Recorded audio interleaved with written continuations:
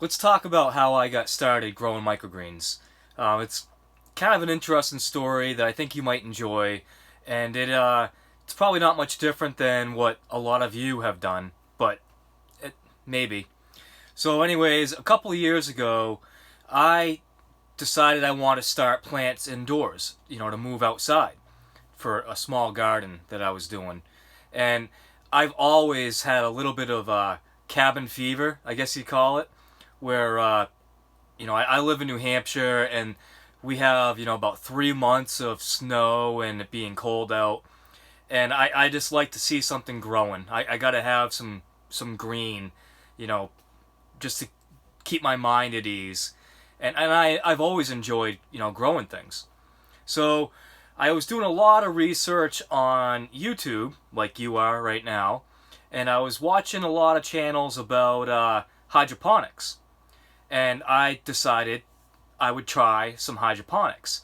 And I ended up cordoning off a whole section of my living room and building a little makeshift tent, kind of like this room here with the panda plastic, and started growing some hydroponics. And I did some, peppers and tomatoes, which I never did fruit the peppers or tomatoes in my little grow room because I was using just LED, or not LED, but fluorescent lights. And but I grew all kinds of stuff in there. I had lettuce, and I'll show you some pictures. I'm sure I have some I can, cut in the video. Cucumbers, peppers, tomatoes, just getting started. Here they're all getting a little bit bigger, really starting to mature. An experiment with NFT or NTF, yeah, it's NFT. Transplanted the peppers into deep water culture, getting big. The tomatoes really started taking over. They were getting quite large. Here you can see the tomatoes are really getting large. I don't have any pictures of when they were fully, big.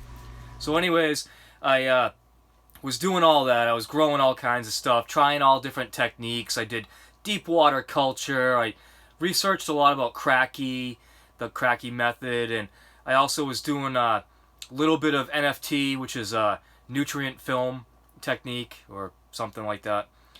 So anyways, I did that. That summer, I went out and I did a hydroponic greenhouse. And so I expanded and I did all kinds of tomatoes and peppers and things. Can show you some pictures of that as well. Hydroponic cauliflower, hydroponic watermelon, tomatoes, peppers, etc. So the following winter, I'd still been very heavily involved in watching YouTube videos, and I wish I could think of the names of some of these people offhand because they were great. I know one of them was Brock Hughes. He isn't really showing anything anymore. I don't know what happened to him. If you ever watch this, Brock, please give me an update on what happened with you. He goes by like I'm sorry, I can't think of the other names, but his newer channel was Brock Hughes.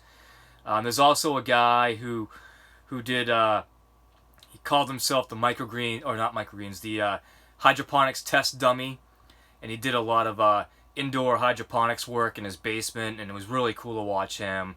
And there was a couple other people. MHP Gardner, I think, was one. I might be getting this confused. I've watched so many different channels. But so anyways, I was doing all this work, and I stumbled upon, it might have been Curtis Stone, that I was watching one of his channels, and I saw he was talking about microgreens. I was like, well, that's kind of interesting. So I dug into it a little bit more, and within about a week or so, I had made the decision that, you know what, I'm going to try it. I'm going to jump right in, get some racks, like I've shown you guys in my my video about how to start a business. That's basically how I started, was what I talk about. And so I got some racks, got some lights, got some trays, and ordered some seed. And I actually did a trial with some bird seed just to see how was my method, was it going to work. And it actually worked great, first try. I talk about that in one of my videos, and I tossed all that stuff out because it wasn't for human consumption, and I didn't want to mess around with that. But anyways, I started growing microgreens because I figured it's the best of both worlds. I can't grow a ton of food and eat it all. I honestly don't eat a ton of greens. I eat, the normal amount like everybody else. Some salads here and there and things like that. But so I figured, well, I can grow some microgreens and sell them and start a small business. And that's what I did. And my very either first or second trial run, I was actually actively promoting and selling my product right out of the gate. No idea how it was going to go. Really nervous walking into stores or restaurants or whatever to hand out my product. Also really nervous just making YouTube videos. I started making YouTube videos from day one when I started my project, and I watched all these other guys on YouTube, and I thought people might be interested in watching me start up my own YouTube video and the process that I followed and the mistakes I made along the way and the wins and the losses, and it all transpired into expanding a little bit and building my outdoor microgreens palace, I call it. And so that's basically how it got going. It was all about cabin fever and the love of growing things, and figured, hey, if I love growing things so much, and this whole microgreens thing is a movement that's really been picking up steam and everything, maybe I should try it. And that's how I got started growing microgreens.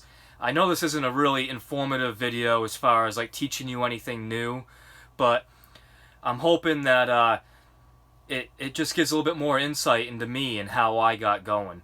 And I thought some of you might enjoy hearing that story. And so anyways, I'm going to put this video at the very beginning of my playlist for a microgreen startup. And I'm hoping that if you watch this first, you'll understand that when you watch that playlist, you're watching me basically from day one, with no recording experience at all, no microgreens experience at all, really raw. You can tell in those first videos that I actually wasn't even looking at the camera correctly. I was looking at the picture on my cell phone, and so the whole time I'm making that very first video, I'm like basically looking like this. I'm like looking away from you the whole time.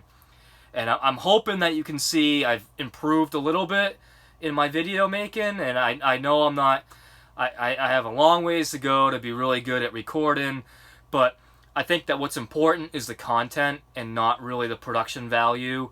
As long as you can hear me really well and you can see what I'm trying to show you, that's good enough for me. I'm not worried about fancy lighting and cameras. But anyways, if you're just watching this and you're going to start watching my my playlist, enjoy it. I hope you learned something from it. It's pretty extensive. It starts from day one, and it goes all the way to me actually putting together a plan for others to follow to get started. And even that's not perfect. I don't claim to be an expert. Always changing what I do, how I do it, and I try to keep you guys updated the whole way through. So thank you for watching. Please watch the rest of the episodes, I guess you could call them, that I have up there, the videos. Subscribe to my channel if you haven't already, and enjoy. Thank you.